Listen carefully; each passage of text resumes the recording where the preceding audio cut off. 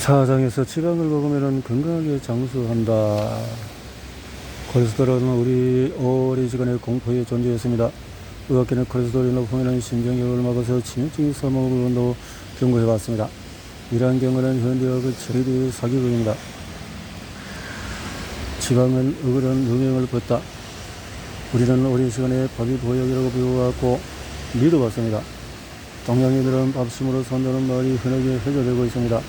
이러한 생각은 우리의 에너지가 탄수화물 즉 포도당이라는 불륜의 믿음으로 어느새 끌어버렸는데, 이런 잘못된 믿음은 또한 편견으로 이어지고 지방은 몸에 해롭다, 지방을 많이 섭취하면 비만이 된다, 콜레스테롤이 증가하면 혈관이 막힌다, 동물성 결합은 질병을 유발한다 같은 주장이 진실인 것처럼 유포되었습니다. 이러한 괴담은 완벽한 오해이자 명백한 거짓입니다. 과학적인 연구들은 이러한 거짓된 주장에 일침을 가하고 있습니다. 미국에서 진행된 다음 연구에 주목할 필요가 있습니다. 하나는 미국에서 폐경기 여성 5만 명을 대상으로 8년에 걸쳐서 진행된 대규모 추적 조사입니다.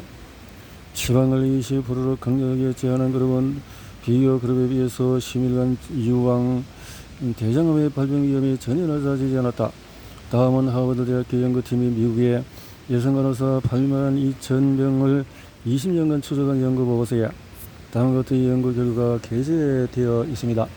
탄수화물을 줄이고 지방과 단백질이 많은 식사를 취소했으나 관상동맥 질환의 발병 위험은 높아지지 않았다. 두 의학 잡지는 세계적으로 가장 권위 있는 의학 전문지로 엄격한 심사를 통과한 신뢰성 높은 논문을 게재하고 있습니다. 미국 전역에 걸쳐서 진행된 건강실태 조사를 살펴보겠습니다. 비만과 당뇨병의 원인이 지방이 아니라 탄수화물 과다 섭취에 있다는 사실은 그래프에서도 명확하게 증명하고 있습니다. 71년도와 2000년도를 비교했을 때 30년간의 추적 조사 결과로 처음 섭취 칼로리 중에서 지방 섭취 비율이 감소했음에도 비만율은 200% 증가했습니다. 30년 동안의 높은 비율로 증가한 탄수화물의 비율입니다.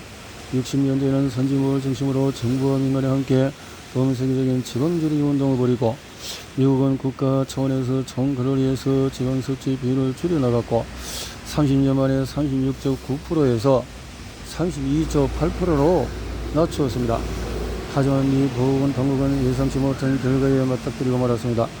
목전대로 지방은 감소했지만 비만은 오히려 증가했기 때문입니다. 예를 들어서 당뇨병은 1995년에 800만 명이던 숫자가 2000년에는 2080명으로 급상승하고 불과 10년 사이에 2.5배를 넘어섰습니다. 국가 차원에서 대대적인 지방 섭취 감소 캠페인을 벌였음에도 불구하고 비만과 당뇨병 예방에 전혀 도움이 되지 않았던 것입니다. 지방 섭취가 감소했지만 탄수화물 섭취의 비율은 대폭 증가했습니다. 그래서 2000년에는 49.0으로 6.6% 증가하고 미국에서 수십 년간 진행한 건강실태 조사가 의미하는 것은 비만과 당뇨병을 부르는 주범이 탄수화물이라는 것을 보여주고 있습니다. 지방을 먹으면 더 오래 산다. 지방은 오랜 시간에 억울한 누명을 쓰고 비난의 화살을 받아왔습니다.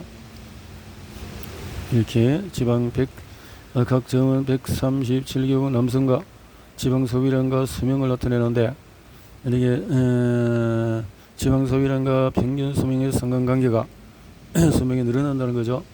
그리고 보면 평균 수명은 하루 지방 소비량이 120g까지 계속 늘어난 것을 알 수가 있는데, 지방과 수명은 정비례 관계를 보이고 있습니다. 지방 소비량이 120g을 초과하면 수명은 아주 원만하게 줄어들기 시작하고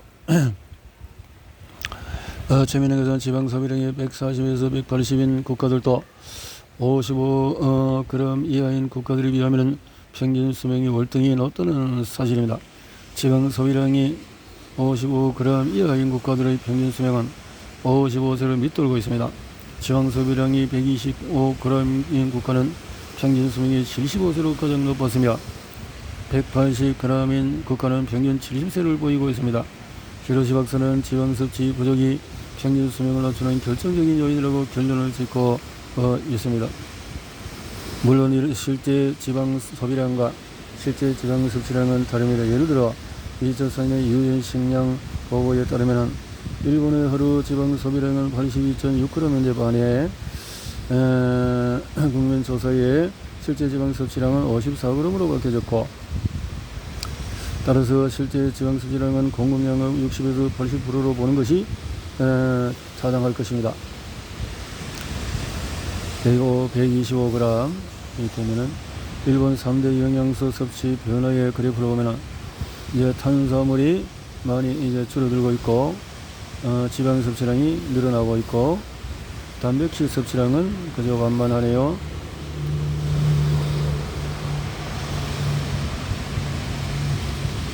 우리의 몸은 하이브리드 시스템이요. 포도당과 지방, 이제 비만 당뇨, 동맥경화 등 만성 질환의 원인은 지방이 아니라 탄수화물임을 이해할 수 있습니다. 이런 이해를 바탕으로 만들어진 다이어트가 바로 저탄수화물 식단이다. 고지방, 고단백의 식사를 통해서 건강하게 체중을 감량할 수가 있다는 겁니다. 그렇다면 어째서 탄수화물을 제한하면 신진대사가 좋아지는 길까요? 이 부분은 대단히 중요합니다. 인간의 에너지 시스템에 대한 이해가 필요하기 때문입니다. 인체 시스템을 설명하면 우리는 생존을 위해서 반드시 에너지가 필요합니다. 우리의 몸은 다음 두 가지 에너지 시스템으로 운영이 되고 있습니다. 포도당 에너지 시스템과 지방 에너지 시스템은 우리 몸은 기본적으로 포도당을 에너지로 사용하는 포도당 시스템입니다. 그리고 또 하나의 에너지 시스템이 있는데 지방을 에너지원으로 사용하는 지방 시스템이 있다. 아직 일부 사람들은 우리 몸의 에너지는 포도당이라고 생각하는 경향이 있다. 어떤 이는 내는 포도당만을 에너지원으로 사용한다고 말하기도 합니다. 이것은 사실이 아닙니다. 지방은 바로 뇌의 에너지로 쓰일 수 없지만 지방이 간에서 변환된 케토는 대사 과정을 통해서 매우 작게 분해되어 매우 훌륭한 에너지원으로 사용됩니다. 체내에 유입된 포도당은 글리코겐으로 전환되어 저장됩니다. 글리코겐과 간과 근육에 축적된 포도당의 저장 창고입니다. 체내에 흡수된 지방과 포도당은 중성지방과 글리코겐이라는 형태로 우리 몸에 저장되어 언제든지 에너지원으로 활용할 수 있습니다.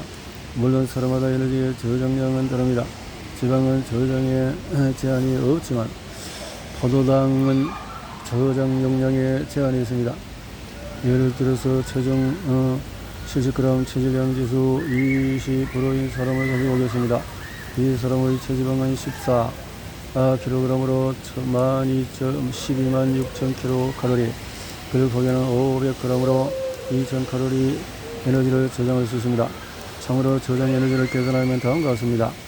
체지방이 14,000 지방 1g 함이 12만 6천 kcal, 글리코겐은 500g 곱하기 포도당을 하면 2천 칼로리. 지방은 포도당과 비교되지 않을 정도로 많은 에너지를 몸에 저장할 수 있습니다. 무려 63배입니다. 이러한 에너지 저장 용량과 차이는 무엇을 말하는 걸까요? 인류는 진화 과정에서 일상적으로 지방을 태워서 생활화 했다는 것입니다. 반면에 격렬한 움직임이 필요한 비상 상황에는 포도당을 에너지원으로 이용해 온 것입니다. 인간의 몸을 자동차에 비유하면 주 연료에 해당하는 것이 지방이며 기후응급 상황에 터보 엔진의 원료가 되는 것이 포도당입니다. 지방 에너지 시스템의 본질은 느리지만 일상생활의 주요 에너지원입니다. 우리는 외부에서 음식물 섭취가 없어도 물만 있다면 생존할 수 있습니다. 당신의 체지방이 10kg이라면 매일 1600kcal를 소비하면서 2달을 살 수 있습니다. 이 생존의 비결이 바로 지방이라는 에너지 덕분입니다. 우리는 안정적인 상태와 일상생활의 지방을 주요 에너지원으로 사용합니다. 적혈구를 제어하는 모든 세포는 지방 에너지 시스템을 이용할 수 있는 미토콘드리아를 갖고 있습니다. 미토콘드리아는 세포 내에 존재하는 에너지 발전소로 간과 심장에는 세포 1개에 2000에서 3000개가 존재합니다. 한편 포도당 에너지 시스템의 본질은 신속하지만 적은 양의 에너지원으로 긴급 상황에 쓰입니다. 일상생활에서 포도당을 주 에너지원으로 이용하는 인체 시스템은 적혈구 같은 특수한 세포뿐입니다. 글리코겐이 소량밖에 축적되지 않는다는 점을 고려하면 포도당은 많은 양을 섭취할 필요가 없습니다. 가장 많은 에너지를 사용하는 심장이 지방을 주 원료로 사용하는 것이 이해가 될 것입니다. 만약에 심장이 포도당을 중심으로 움직인다면 잠재는 동안에 에너지가 고갈되어서 심장이 멈출 수도 있습니다.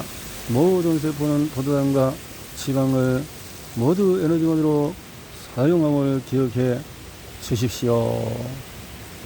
에너지원으로 사용함을 주목해 주십시오.